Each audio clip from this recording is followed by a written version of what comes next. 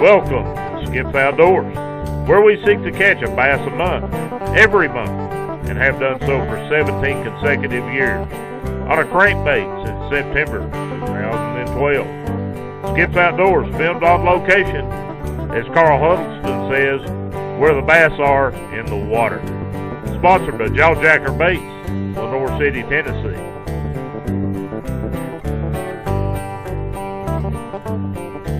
All right, we're on Laurel Lake. It's February the 1st.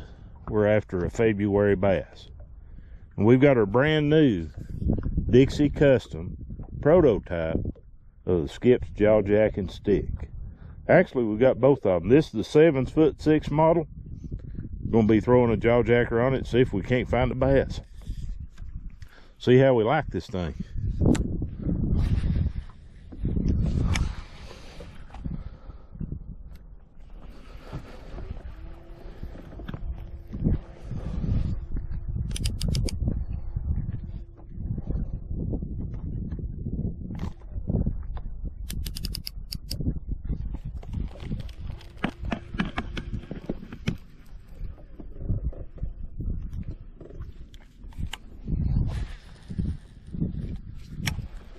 So far, this rod feels real good. It's got a lot of flex in it. It's a light action rod.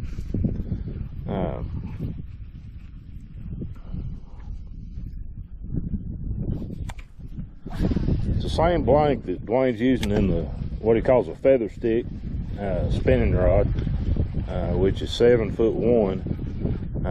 To get that 7'1", the original blank is 7'6" long. This is the full-size blank on a casting frame.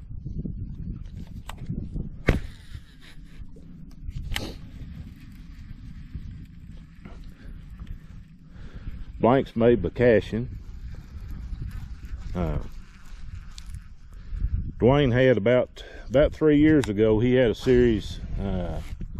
They were on Cashin blanks and they were 7'6".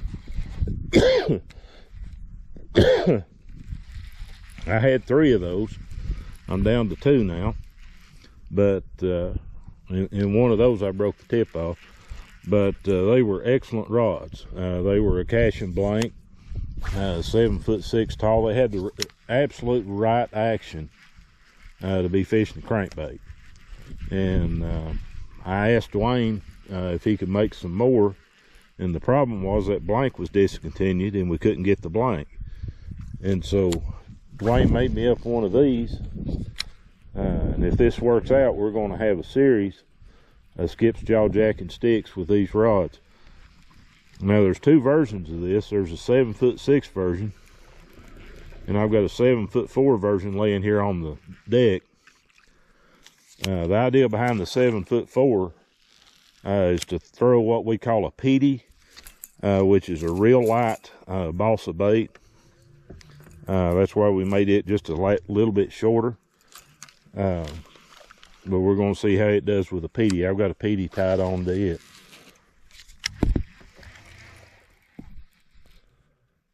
Most people typically that throw Peteys, most of them throw a Petey with a spinning rod. Most people can't throw a Petey with a casting rig.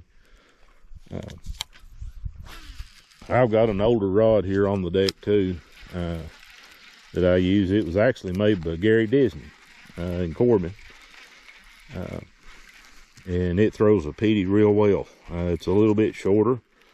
It's got a close action to this feather stick rod.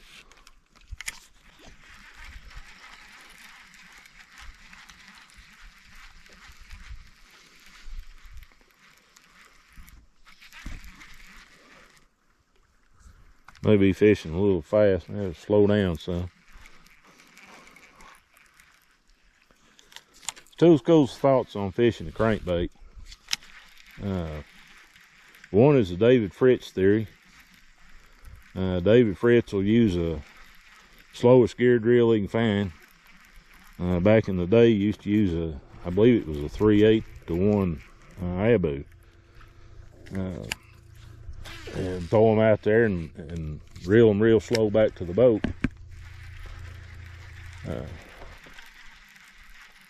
Then there's the what I call the Rick Clunn theory. And Rick Clunn kept his minnow moving, as Robert Blue says. Rick Clunn said use the fastest reel you can find and keep that minnow moving, keep that crankbait moving. And what David Frisch is trying to do is convince a fish to bite his crankbait. What Rick Clunn's trying to do is find the fish it's wanting to eat. And that's kind of been my philosophy over the years, to move this bait over more ground.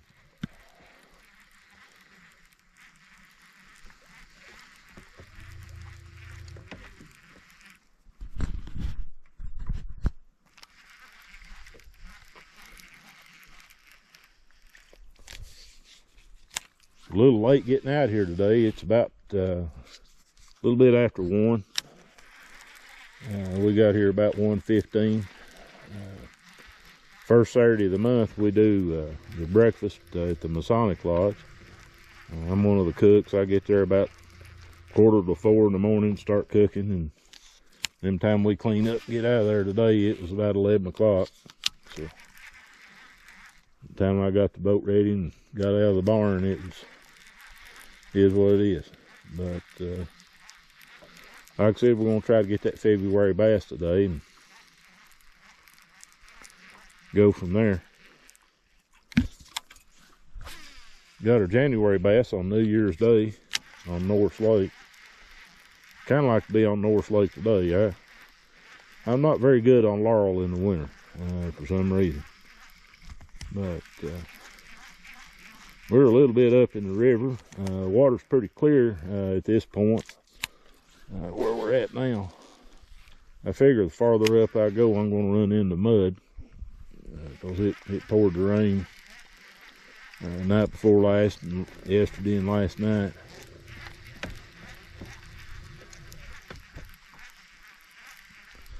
That Yahoo weather girl, that Sarah Silver on the radio, she's giving a weather forecast Friday. She said rain today and cloudy, with a chance of rain this evening. Well, it ain't stopped raining in a day and a half. But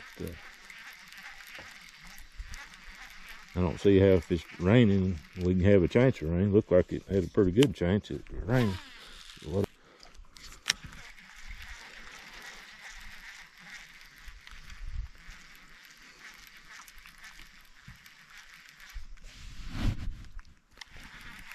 I want to thank everybody that come out to the breakfast today. Did pretty good. Served about 150 people or so.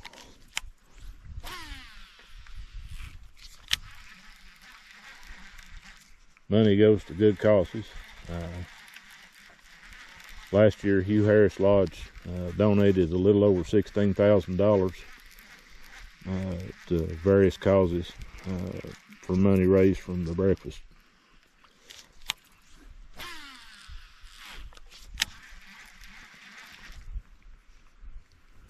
We're just kind of starting this year and seeing where it goes. A little bit of water running in. Appreciate Dwayne Wilson putting these prototypes together. I picked them up at the East Tennessee Fishing Show in Knoxville. Working the Jawjackin booth, and we're always next door to Dwayne and the Dixie Custom guys.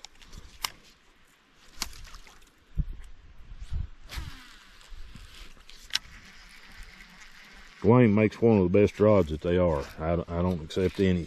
Right? That wasn't fish. There ain't no reason. Hook sets are free, ain't they? Saw a lot of people at the East Tennessee Fishing Show this year. Always a big crowd, always a friendly crowd. Good to see people that you hadn't seen in a while. Seen Joe Lee and Tony Sellers, Sonny Defoe.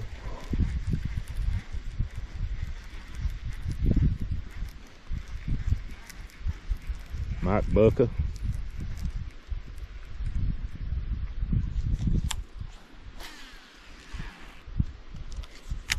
Matt from Bullet Boats.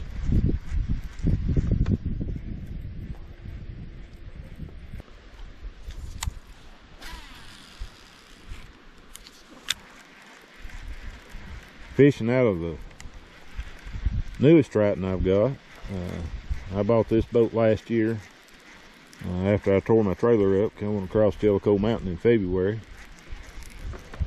going to North. I tell you what, the state of Tennessee really needs to do something about that road. I don't know what, but they need to do something. That's awful. Come back from Knoxville Thursday fishing show. North side of Jellicoe Mountain. He was a wrecker in front of two vehicles on the south side that hit holes and got torn up. There's one on the north side picking one up.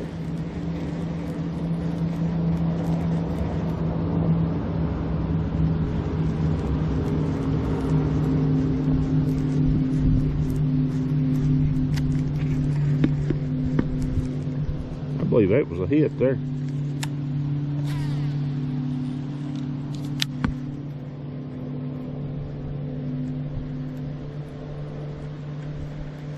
I believe that was a hit and miss.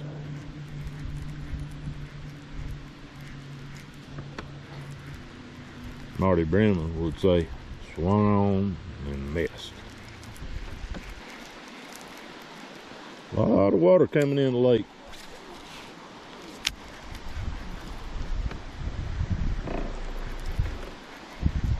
Heard that this morning when I walked out of the house.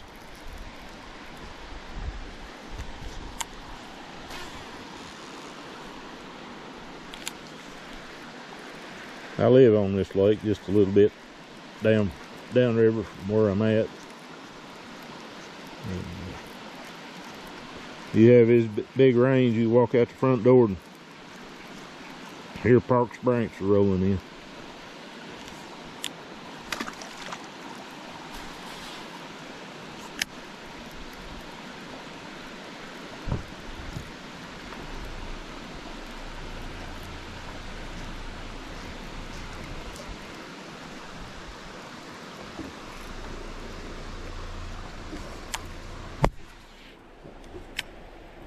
Talk about her February bass. Went 18 years in 1 month, catching a bass a month. Caught one last month that made 1 month into the 19th year.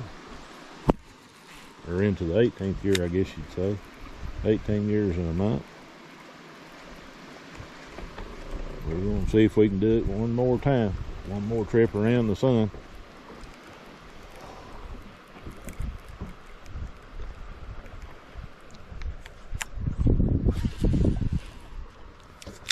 Really like my chances better at Watts Bar today, but just hard to make it down there after breakfast. Don't do anything today. Laura will. We'll go to Watts Bar next Saturday. Have to.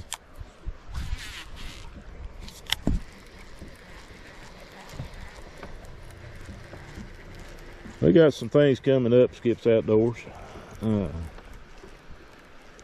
our YouTube channel, Facebook, Instagram. Like I said, I'm fishing out of my new Triton now. I've still got my old Triton in the barn. And we're going to try to refurb that boat. Get it back on the water. I don't know whether I'll keep it or sell it or what I'll do exactly I'm going to do with it. But first thing we got to do is get that trailer going. And shoo, I was adding up what I needed the other day. It's scary. Tennessee's highway project has cost me a lot of money. I'm gonna back up and hit that again one time, maybe out a little farther than what I was. That water coming in just too tempting not to hit twice. You get water coming in like that, it carries in all kinds of little varmints that fish like to eat. Rod's got a good cast to it. I believe Dwayne's got a hit here. We've been talking about this rod for a couple of years now.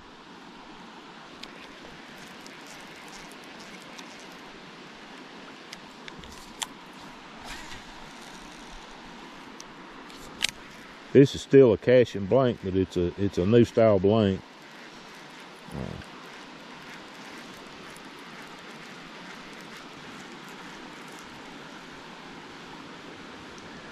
Kind of a gloomy day. The old Sarah Silver said it was going to be sunny today. Said it wasn't going to be too awful warm, but it was going to be sunny.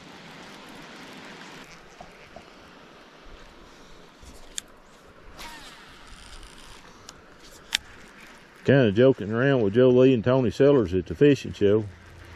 We was talking about trying to film fishing shows, and I said, you know, you get out here on the water trying to film a show, and the day that all the cameras work, and they capture the video just fine, you don't catch that many fish.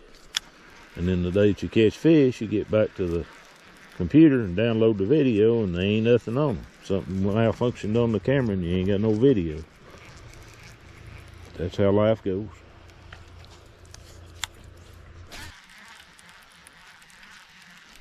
Like I said, this morning we were doing the breakfast over at the Hugh Harris Masonic Lodge. Like I said, this morning we were doing breakfast at Hugh Harris Masonic Lodge. Money on that goes to various things. Mostly we try to help people individually, do what we can do for the community. But Sammy Morris, one of my buddies that works with Shriners Transportation, he come by and helped us, and he brought me a case of Shriners cheese blocks, and I'll have those for sale. They'll be at the office this week. They're $10 a block.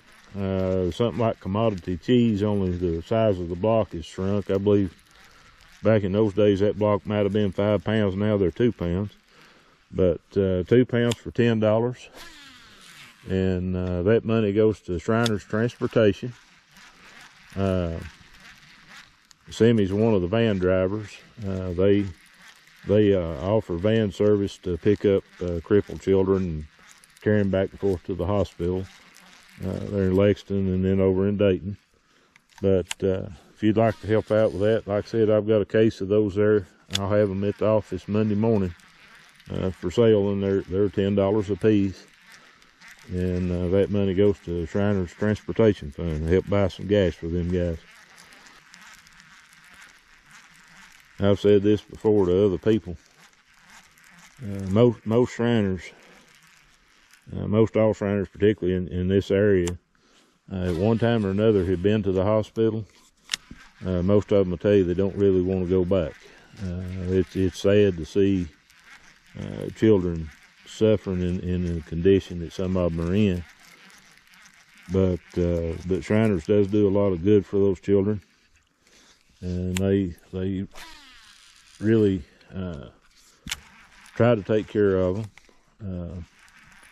But folks, it costs money. You can imagine having a van on the road every day, picking up children and hauling them 80, 150 miles one way, something like that, and then back home. You can imagine what that costs. You run that every day, and gas and tires and oil changes and repairs and all kinds of stuff.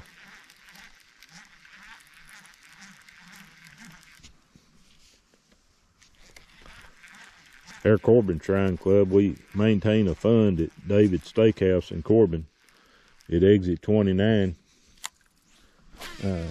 Any Shriner transportation van, if they can, on their way to the hospital or on the way home, if they'll stop by there, we'll buy their meal. We'll buy the meal for the driver. Usually there's 2 drivers, and we'll buy the meal for the parents and the child. Usually there's a parent or 2 and a child. Sometimes there's more than one child and more than one parent, but we buy their dinner there at David's and feed them.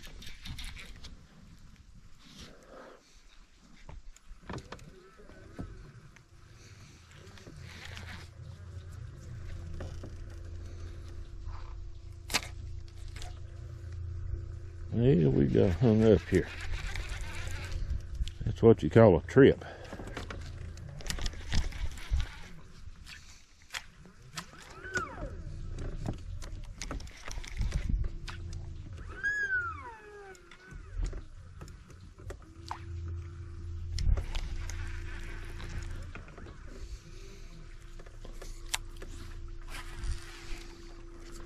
He was over at breakfast this morning.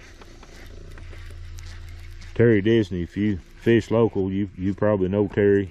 I've fished with him, fished against him.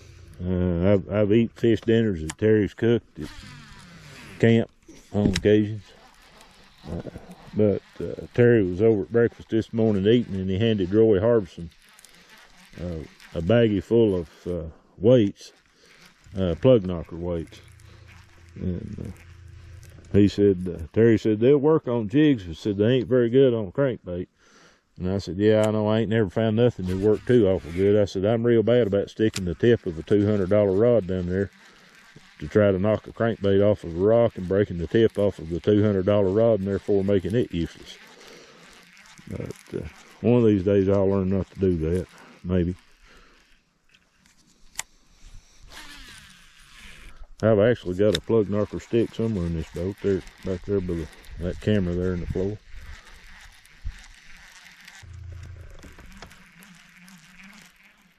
I want to give out a shout out to one of our buddies, Ray Smith, Razor's Custom Painted Lures there in Talbot, Tennessee. They're near Morristown.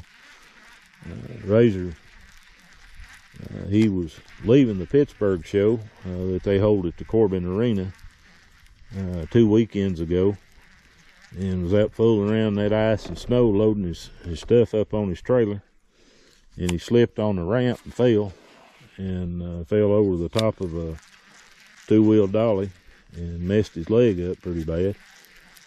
And then at the East Tennessee show, he got in all kinds of pain with his leg and had to go to the emergency room, and then ended up having to, I think, abandon his booth and go home.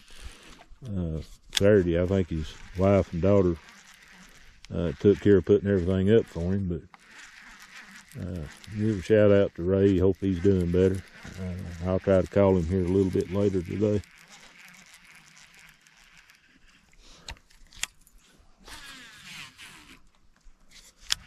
Felt like a little hit there.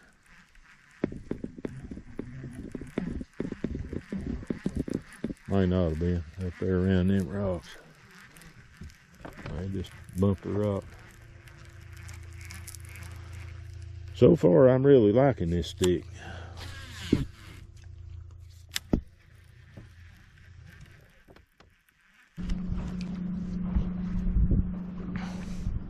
Good Sunday afternoon. We're on Lake Laurel. We're out here today to test drive our new Dixie Custom Skip's Jawjackin stick. This is the prototype model from Dwayne Wilson at Dixie Custom Rods. We're going to give her a test run today and see if we can't catch February's bass on our new Dixie Custom. Like I said, this is going to be the prototype, or this is the prototype for Skip's Jawjackin stick. It's a 7'6" cash and blank. This is the same blank that Dwayne uses in the feather stick spinning rod, I believe it is. The feather stick spinning rod 7'1". This is 7'6". The blank, when Dwayne gets it 7'6" for the spinning rod, he cuts it down to 7'1". This is full length in a casting rod, and it's designed to throw these balsa baits, these lighter weight balsa baits. So we're going to see how it does and hopefully catch our February bass today.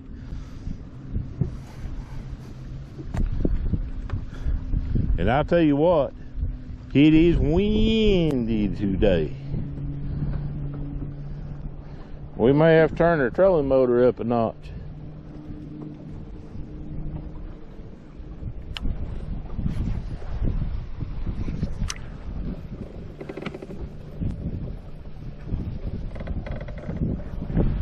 This rod throws this bait real well.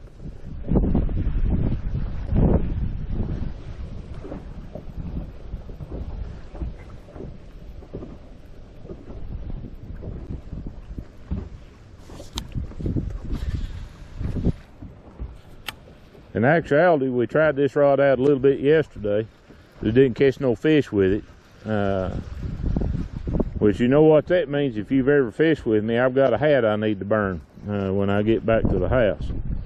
Anytime I go fishing, if I come back and I've been skunked, the hat I wore I consider bad luck, and I don't take it ever again. I go ahead and burn that sucker so I ain't tempted to put it back on my head.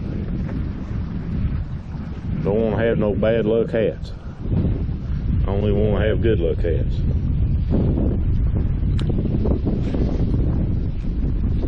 And sadly enough, that bad luck hat's one of my Tennessee hats. It's not the one I've got on, it's the other one I wear. It ain't much count anyway. It's designed for them flat bill idiots that don't know how to shape their hat to keep the sun out of their eyes. This hat here's alright, but it ain't deep enough for my big cone head. They don't make a decent hat anymore. I'm gonna have to turn the trolling a little bit, just a hair. A hair more. We're gonna get this Lawrence a hopping.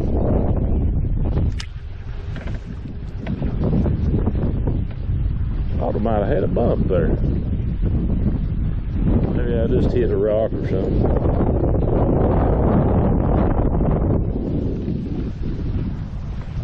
A little bit warmer today than it was yesterday. This week promises to be warm. And bear in mind, one thing's making this tough this weekend. Wednesday, this lake still had a coating of ice on it. So we're just a little bit out of ice out, at least up in the upper end it did. I come over 312 Wednesday and it was still icy. Light coating, it was melting, but it was still icy.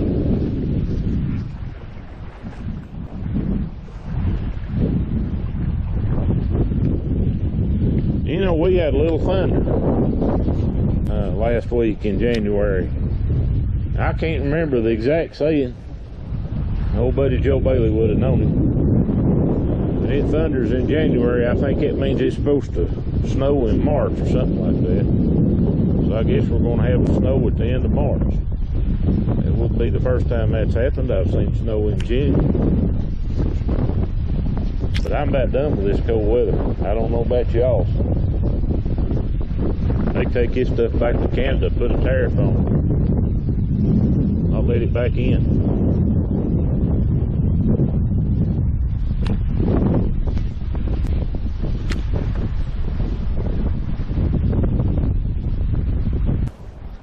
Tell you some things coming up, Skips Outdoors. You know, in 2024, I restored my dad's old 519 Ranger. Since sold that boat. Randy Hamilton, my regular fishing partner, bought it.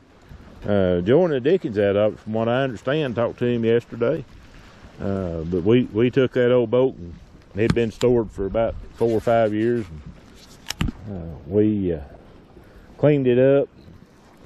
Took the tarp over to Jonathan Jones over to the upholstery place there in Williamsburg, and Jonathan fixed my tarp for me, cover, and we put new tires on the trailer, new batteries in it, and Zach Smith at Performance Mobile Marine took care of the engine for me. He took the injectors out and rebuilt them, put a fuel pump on it, and put new lines, fuel system lines, all through at it.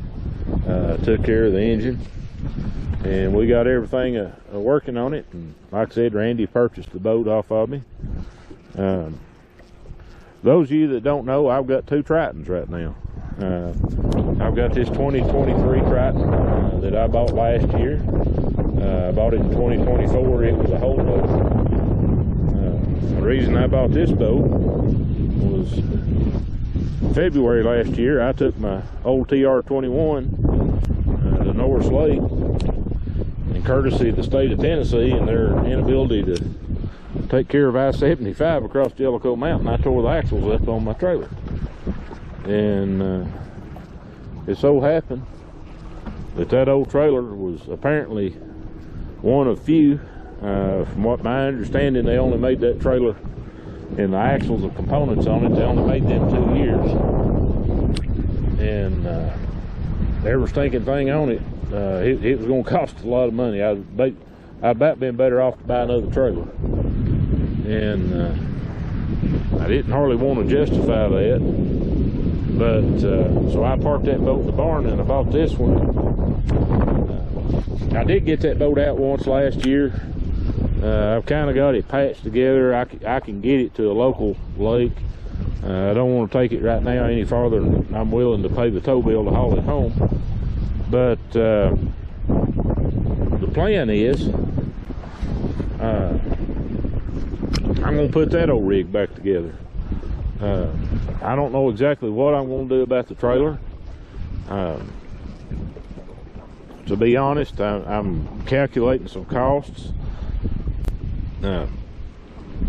If I fix those axles and change them to what they make today, the time I buy the hubs and the brakes and the lines and the axles and all that stuff, I'm probably looking at a little over $4 grand in parts, which is scary.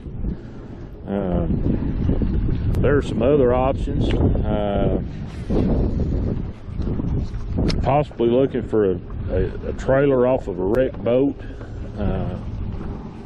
and see if I can buy another trailer, or maybe a used trailer that's in good shape, and put under it.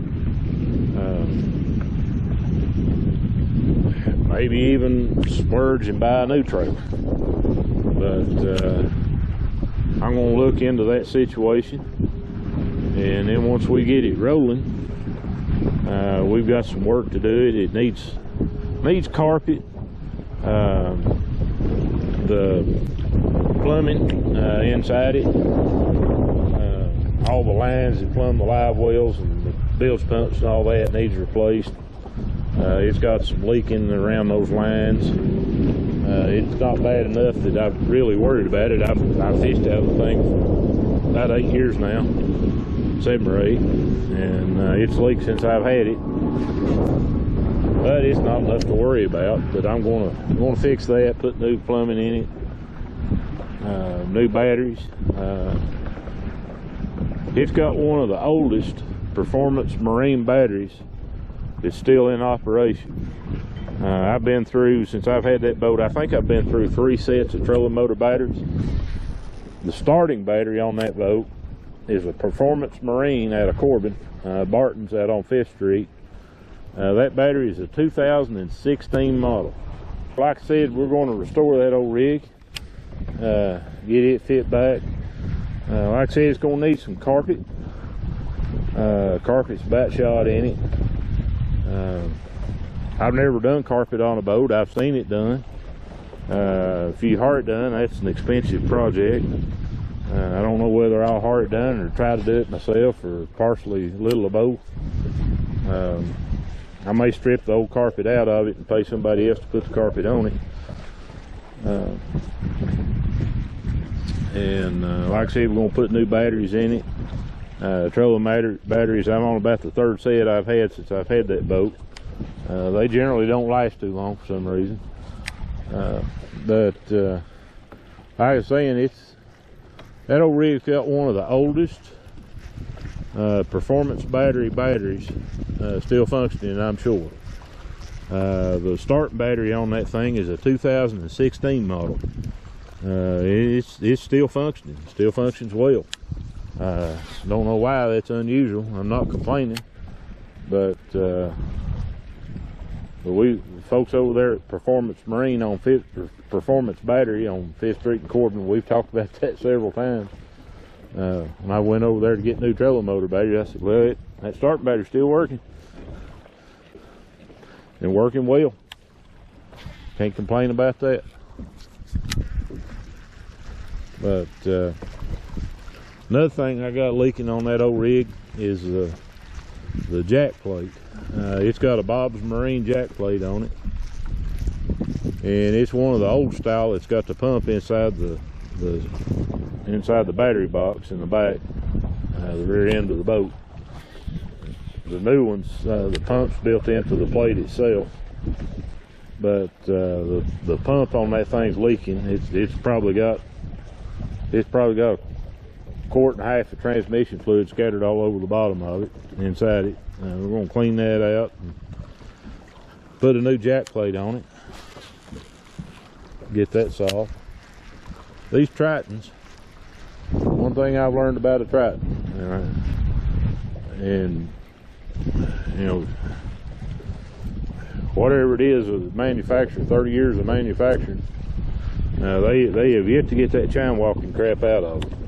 The Triton is one of the worst chine walking boats I've ever been associated with. But for some reason I keep buying them.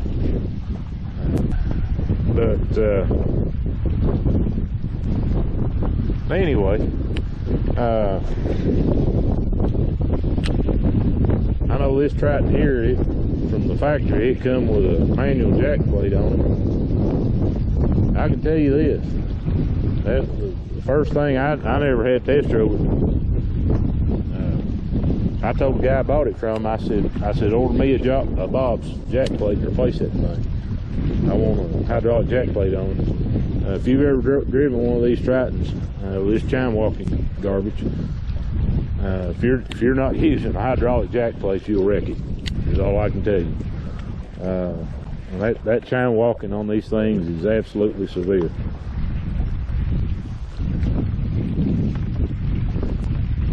And I know these things have been John and Morris sized. You can tell that between the older one and this one. The older boat actually is a little bit nicer than this one, but you know, the builder of them, White River Marine, they ought to take notice of that. I don't know what you do to get that chine walking out of it, but shoot, I've drove a lot of boats over time, and that's the worst I've seen. This one will start it with that manual jack plate. It started it at about 58, 59 miles an hour, and the 60 miles an hour is severe. You couldn't hang on to it. Now that I've got this hydraulic jack plate, I can run up about 68 miles an hour, which is as fast as this thing will go. And it's all right. It doesn't chine walk as bad. You got that hydraulics, you got the ability to adjust the height of that engine on the fly and put a stop to that chine walking.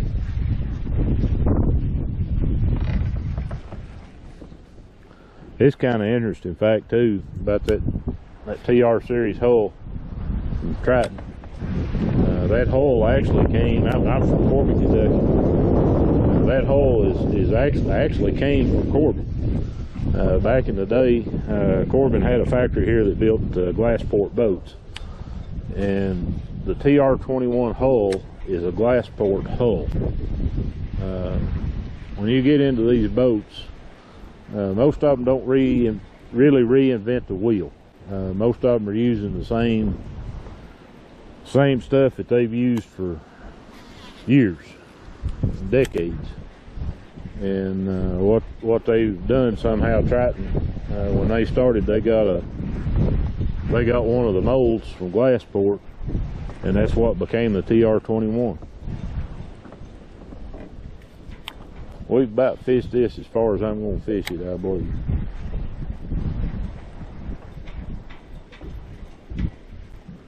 Them old sailboats right there, that'd be a trick today. I bet you could plane one of them things off.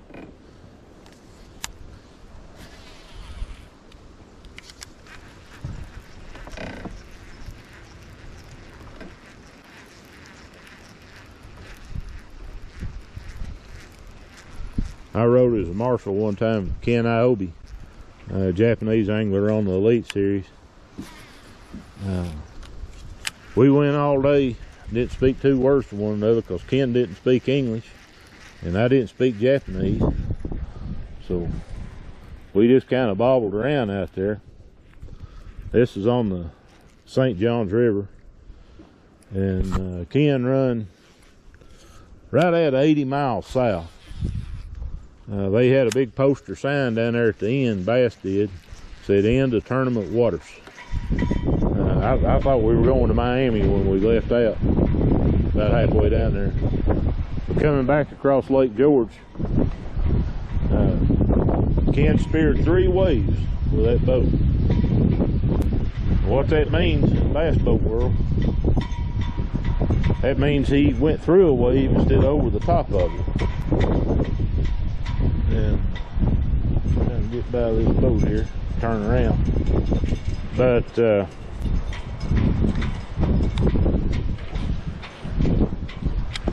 like I said, he speared 3 waves. Well, the first one he speared, he filled the whole 21-foot skeeter up with water. I had water up above my belly button. Had the jerk baits, soft plastics, and swim bait all floating around me. I was picking hooks out of myself, trying to figure out what I was going to do with a pile of wet clothes and a wet butt. And like I said, Ken hadn't said 2 words to me all day long, and I hadn't said nothing to him because, like I said, he didn't speak much English, and I didn't speak 0 Japanese.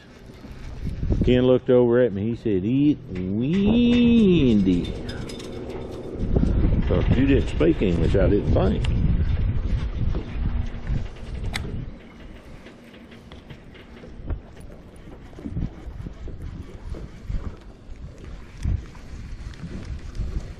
I'll tell you what, this Dixie Custom prototypes are performing well. I'd like to catch a couple of fish on it, see how it fights one. It's got a lot of flex to it, and that's what you want with a crankbait. They take a run on these crankbaits. I use some sharp hooks. I use mustad triple grips, and if you got 2 steps of a rod and that fish takes a run, and the rod can't give with it, what'll happen, them hooks will cut out of its mouth. You'll lose the fish. You want that rod to be able to give. You want your line to be able to give some. I use fluorocarbon line for my cranking line rather than mono. And fluorocarbon is, of course, non-stretch, so that means that further needs that needs a little give in your rod. We're going to get back out here to the buoys and take off and get out of here and go on up the lake some. The wind had kind of died down a little up in the river. Come down the lake this I've had. She got windy again.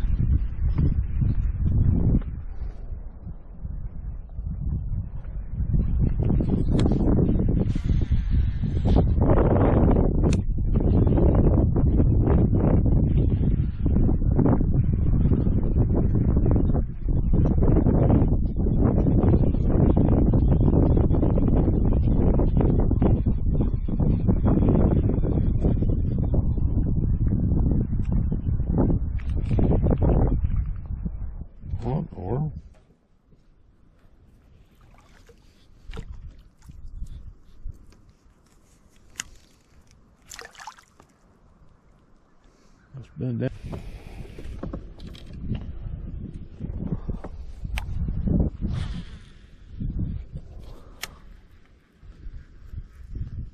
Going back to the Skip's Jawjackin stick test model.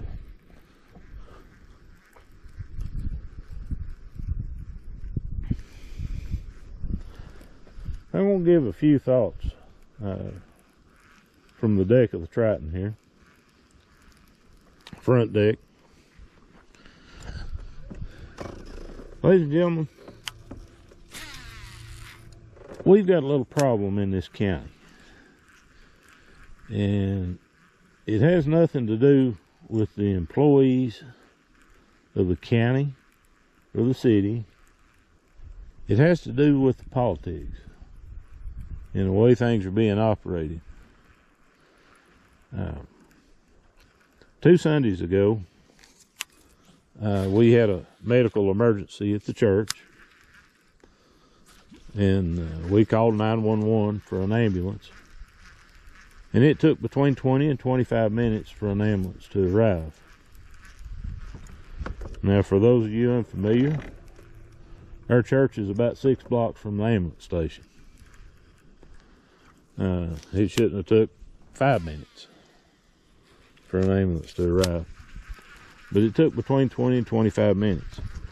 Of course, the fire department got there and they had their paramedics and medics seeing to it, but they had no ambulance. You know, in the 1970s, when I was a child, every funeral home in the county ran an ambulance service. And some of the wrecker services also owned ambulances. And if you needed an ambulance and a call went out,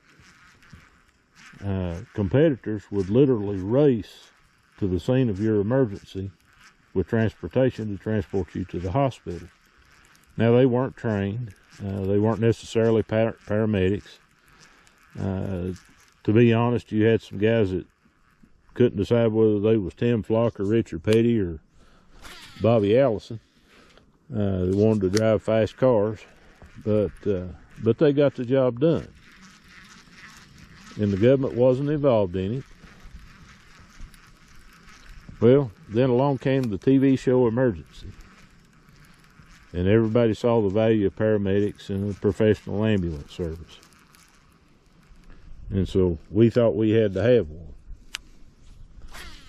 Well, Whitley County provided or contracted with PMT, Professional Medical Transport, out of Monticello, and they ran an ambulance service in this county for some time.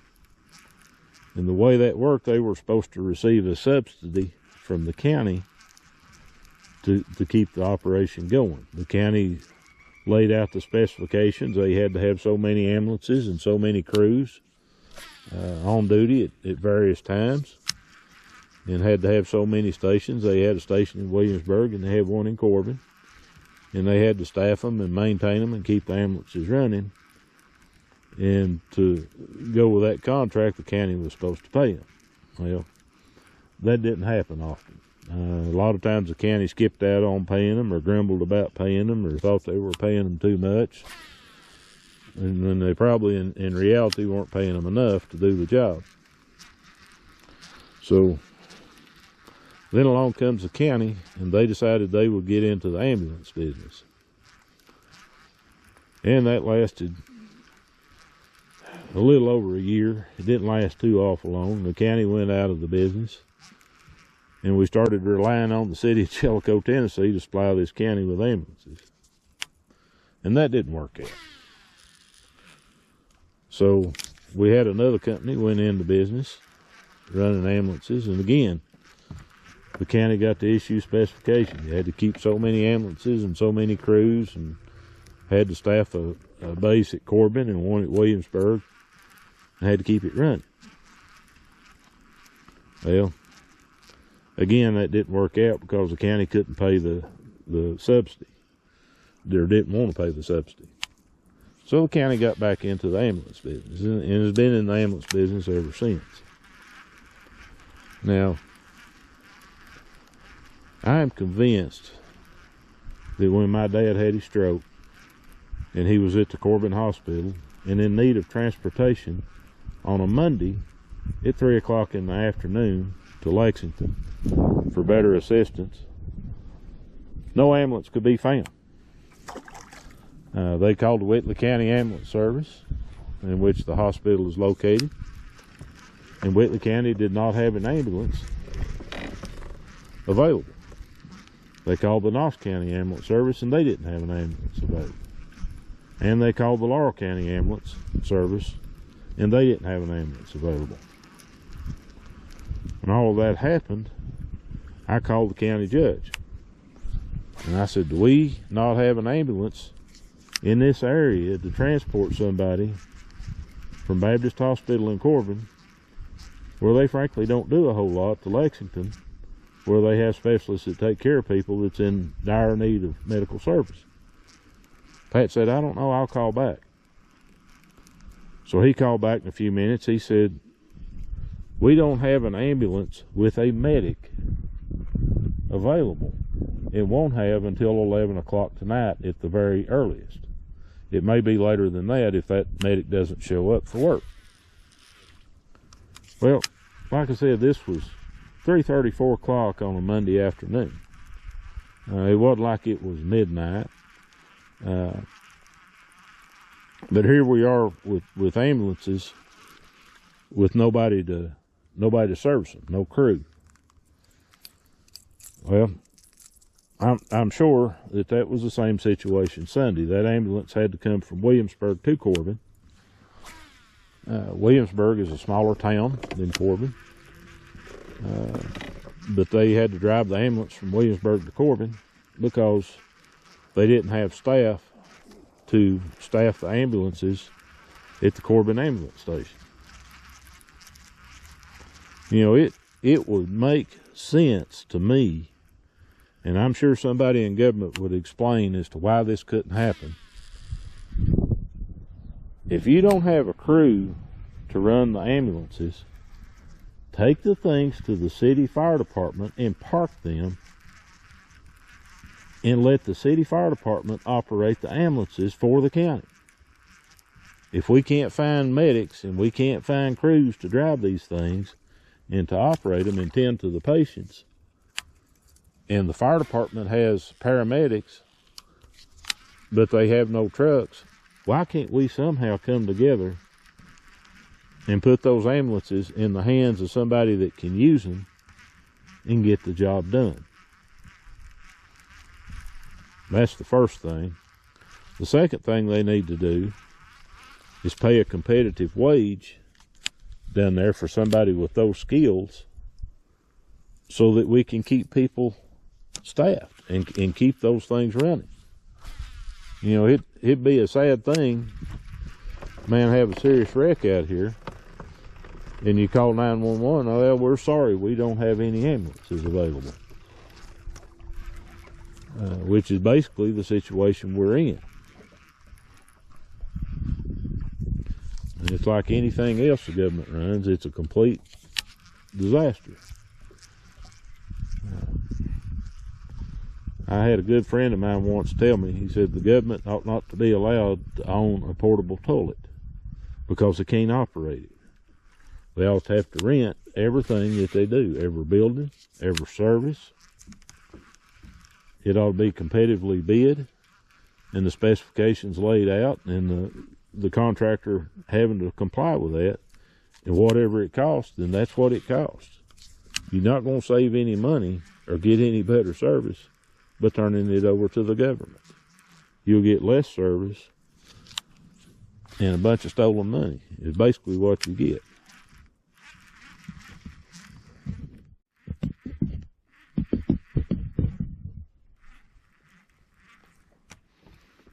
But that's my opinion from the bow of the Triton here. And it ain't worth much, and it probably ain't going to change anything. We probably going to run the same deal that we've been running.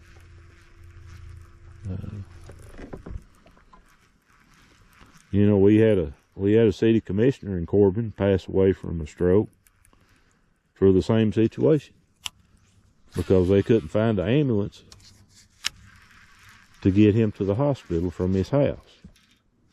And that's sad. I really thought they were going to take care of that situation, but they don't seem to have done anything to alleviate it. And I don't think the city getting into the ambulance business is any better than the county being in the ambulance business. But I do think if we have a government-owned ambulance and they don't have a crew to run it, but the fire department does, then they ought to go park it at the fire department and let them run it. Whatever that takes.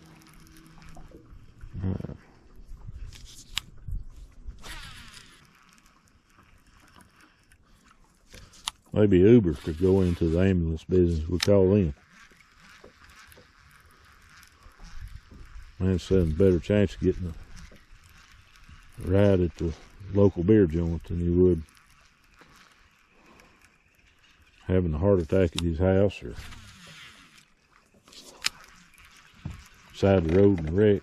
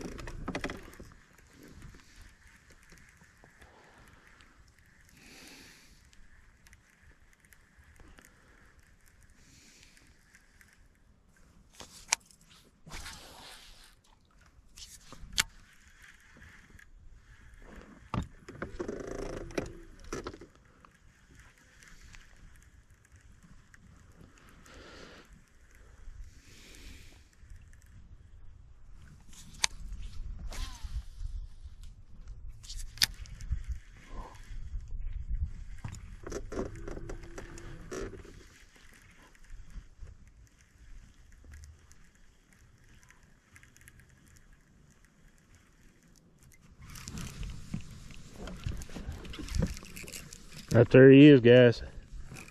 That's February. If we can get him in the boat. That's February if we can get him in the boat. He got a little bit of energy. Right there, boys, February. Jawjackin on Laurel Lake.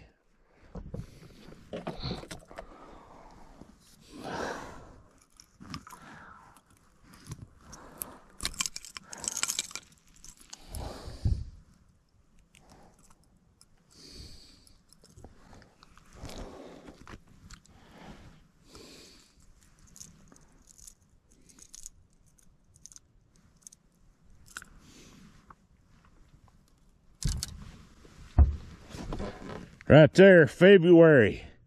Jawjackin, Laurel Lake. 18 years and 2 months catching a bass a month.